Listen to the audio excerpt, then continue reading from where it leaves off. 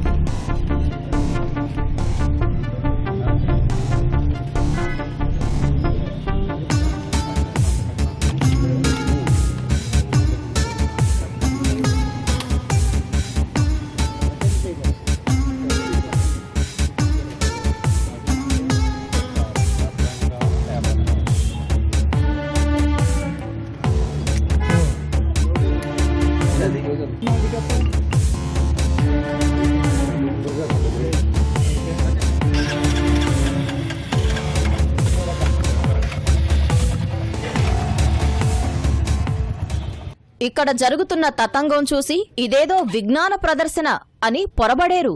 చోర ప్రదర్శన.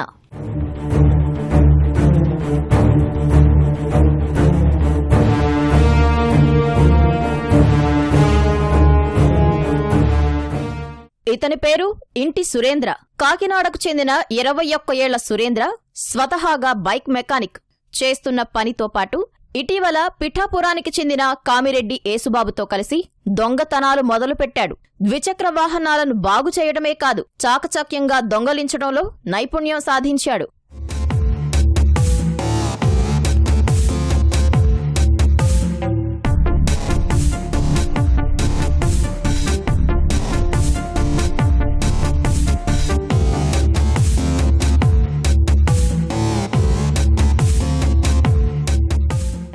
ఖరీదైన రాయల్ ఎన్ఫీల్డ్ బుల్లెట్లనే ఎక్కువగా దొంగలించడం మొదలుపెట్టిన వీరిద్దరూ ఇప్పటి వరకు 19 లక్షల విలువైన 18 బైకుల్ని అపహరించారు. తాళం వేసిన బైకుల్ని 2 నుంచి 3 నిమిషాల్లోపే దొంగలించడంలో సురేంద్ర ఆరితేరాడు.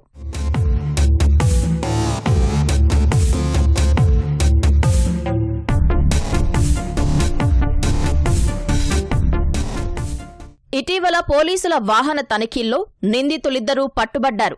వారి వద్ద నుంచి స్వాధీనం చేసుకున్న ద్విచక్ర వాహనాల్లో రాయల్ ఎన్ఫీల్డ్ బైకులే 8 ఉండటం విశేషం. మొత్తం 8 బుల్లెట్ మోటార్ సైకిల్స్, డ్యూక్స్, అదేవిధంగా పల్సర్ బళ్ళు, యాక్సిస్ బళ్ళు మొత్తం కూడా 18 బళ్ళు రావడం జరిగింది. అందులో ఈస్ట్ గోదావరి జిల్లాకు సంబంధించి 13 బళ్ళు, కాకినాడ జిల్లాకు సంబంధించి 5 బళ్ళు రికవర్ చేయడం జరిగింది. ఈ మధ్యకాలంలో ఒకేసారి మొత్తంలో ఇంత భారీ ఎత్తున బళ్ళు రికవర్ చేయడం, అందులో కాస్ట్లీ వెహికల్స్ అయినటువంటి డ్యూక్ ఒకటి, బుల్లెట్స్ ఒకటి రికవర్ చేయడం ఈ మధ్యకాలంలో ఇదే మనం రికవర్ చేయడం.